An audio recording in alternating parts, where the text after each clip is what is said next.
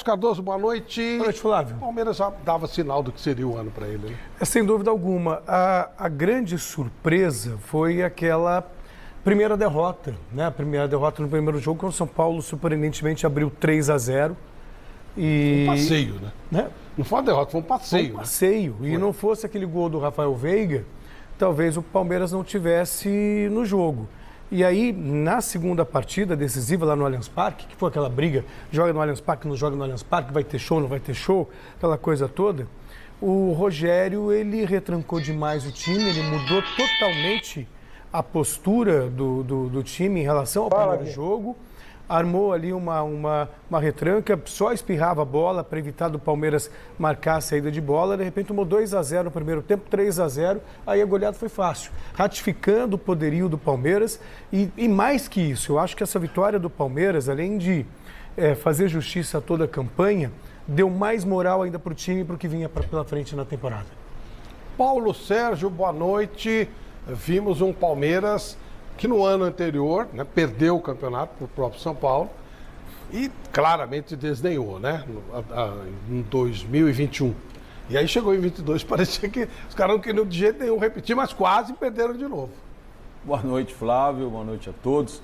Sem dúvida nenhuma, mas o que mais me chama a atenção nesse Palmeiras é manter a mesma regularidade e os mesmos jogadores. Se nós observarmos em toda a temporada, só perde o Veiga, né? Então, se nós somos ver o elenco daquela final, foram praticamente os mesmos que terminaram a temporada, né? Então, é algo o Veiga assim... machucado, né? o Veiga machucado. Então, sem dúvida nenhuma, foi um ano assim espetacular para a equipe do Palmeiras. Em relação ao São Paulo, se nós observarmos também a escalação do São Paulo naquele jogo, nessa final do Paulistão, muitos jogadores hoje já não estão mais no São Paulo, né? Então, sem dúvida nenhuma, quando você trabalha em prol de um grupo, de formação para a próxima temporada, nós vemos que o Palmeiras está muito à frente. Ô Chico, você é um cara apaixonado por Campeonato Paulista, você sempre falou isso? Gosto muito. E o Palmeiras tomou uma lambada um ano antes, foi até uma festa aqui, a gente lembra que o Silvestre conseguiu entrevistar o Crespo, acho que foi a única entrevista exclusiva que o Crespo deu. E aí, parecia no começo do ano que o São Paulo ia repetir o feito. De repente, o Palmeiras, parece que o Abel falou, pá, vamos ganhar isso aqui para não ter problema, e aí deu no que deu. Flávio, você veja que interessante, né? Se você perceber, nos últimos campeonatos paulistas, tem dado muita disputa São Paulo e Palmeiras, né? Que são, eu acho que, na minha opinião, são os dois times que fazem de tudo para ganhar esse campeonato. Eu espero que em 23 agora, Santos e Corinthians se manquem, né? E montem também times à altura para disputar o Campeonato Paulista, que não é a fase de grupos. A fase de grupos dá para classificar os 4. O problema é o mata-mata. A hora que chega no mata-mata é que o bicho pega, entendeu? E aí quem se prepara melhor acaba saindo vencedor. Eu acredito que possa haver de novo uma final São Paulo e Palmeiras, porque são os dois times. Primeiro por quê? Porque o Palmeiras tem um time montado. Perdeu alguns valores, é verdade. E também não vai ter que disputar nenhuma taça, nada. Não vai ter que disputar taça. Não, só vai disputar aí a Supercopa, né? Sim, mas ele teve que viajar no anterior, disputar agora Mundial. Não tem Mundial, não tem nada, né? Então dá para o Palmeiras se concentrar. E o São Paulo é o título que o São Paulo tem para ganhar. O São Paulo tem dois títulos para disputar agora em 23. Ele tem o Campeonato Paulista e tem a Copa... A Sul-Americana. A Sul-Americana. Então, quer dizer, se não disputar esses dois e não tiver possibilidade de ganhar, o São Paulo não vai ganhar nada. Porque está em formação, cada ano é um time, cada problema que aparece no São Paulo, a dívida só aumenta, não tem grana para isso, não tem grana para aquilo. Ao contrário do Palmeiras, né? Está nadando de braçada no dinheiro e consequentemente, vai manter o resto do time e vai reforçar. Agora, eu particularmente acho assim, que São Paulo e Palmeiras sempre fizeram grandes decisões do Campeonato Paulista. E eu acho que esse ano aqui, vou dizer de novo, acordem aí dirigentes do Santos, acordem dirigentes do Corinthians, porque senão vai dar São Paulo e Palmeiras de novo na final. O Palmeiras vendeu entre aqui a coisa de um mês, né? Menos que isso até. E, por outro lado, o Endrick é o grande nome do Palmeiras para o ano que vem, porque ele só vai entregar em 2024. Parece que o Palmeiras não vai fazer grandes investimentos, Garrafa. De repente até tem alguma surpresa. Mas o Endrick é um baita reforço e ele vira favorito de novo no próximo Campeonato Paulista, até em cima do que a gente viu aqui.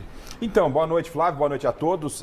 Partindo dessa premissa, claro que é um belíssimo reforço, se referindo ao Endrick. Mas fica uma interrogação dessa história do Endrick estar negociado com o Real Madrid. Eu já disse no Gazeta Esportiva e nas minhas redes sociais que entendo que o ideal seria vender ou entrega. Vendeu entrega. A gente conhece, o torcedor é muito apaixonado. O Endrick ainda passa por um processo de maturação, então vai ter altos e baixos, né? E isso não sei a que ponto pode ser útil para o Palmeiras, mas como disse o Flávio, também dá para se avaliar como um grande reforço pela qualidade do garoto, que sempre esteve acima da categoria que estava jogando. Então tem potencial para desenvolver com os profissionais. Sobre esse Campeonato Paulista do Palmeiras, Flávio, o detalhe curioso é que no primeiro ano do Abel aqui no Palmeiras e no Brasil, o que aconteceu? O Abel meio que olhou com bons olhos o Campeonato Paulista, não entendia ainda o que representava o Campeonato Paulista, a rivalidade do Campeonato Paulista que existe, apesar dos problemas do campeonato, existe a rivalidade, Corinthians, Palmeiras, São Paulo e Santos. E lá no primeiro ano, quando o São Paulo acabou ganhando em cima do Palmeiras, o que aconteceu? O Abel, ele não estava entendendo, ele ia com a equipe mista no Paulista, com muita dificuldade, classificou na primeira fase, e aí pro segundo ano, que é para esse ano de 2022, quando o Palmeiras vem ser campeão, depois de perder do Morumbi, como a gente mostrou na reportagem, e depois ganhou em casa, o Abel entendeu a importância do Campeonato Paulista, entendeu a importância da rivalidade. Por quê? Porque já havia vivido um ano no Brasil. E é o que vai acontecer, inclusive, com o Vitor Pereira lá no Flamengo. O Vitor Pereira, quando chegou aqui, até ele entender distância, temperatura, clima, agora era a hora de encaixar e melhorar o trabalho no Corinthians, isso vai acontecer lá no Flamengo, né? Então, o Abel se utilizou disso, entendeu o que é o futebol brasileiro de um modo geral e entrou com tudo no Paulistão e é favorito para o Paulista do próximo ano, Flávio. Vamos ver a propósito disso, vamos fazer um esboço do que será o Campeonato Paulista 2023, que começa logo depois das férias, né? Hoje a gente faz o nosso programa. Voltamos dia 8 e aí já vai estar coladinho com o começo do campeonato. Final de semana do dia 15. 15, né? 14 e 15. Vai estar uma semana. Então vamos dar uma olhadinha, fazer uma pequena projeção do que será o Campeonato Paulista. O que vocês acham quem será favorito? Quem sai na frente? Celso Cardoso. Eu vejo o Palmeiras como o grande favorito, porque ele mantém uma base, perdeu poucos jogadores, perdeu o Scarpa. O Dudu, a gente não sabe muito bem como vai ficar a situação dele no Palmeiras. Ele tem contrato até 2023, o problema é a renovação. É a renovação. Então, o Palmeiras mexeu muito pouco, tem um time entrosado, ainda é o time a ser batido. Para mim, o Palmeiras é o favorito. Para você, Paulo? Eu também acho que o Palmeiras é o favorito, mas eu também acho que o Corinthians tem um grupo muito bom. O Corinthians tem um grupo bom para jogar um Paulista, não sei se vai jogar com os times titulares, mas sem dúvida nenhuma é um técnico time... novo? Técnico novo.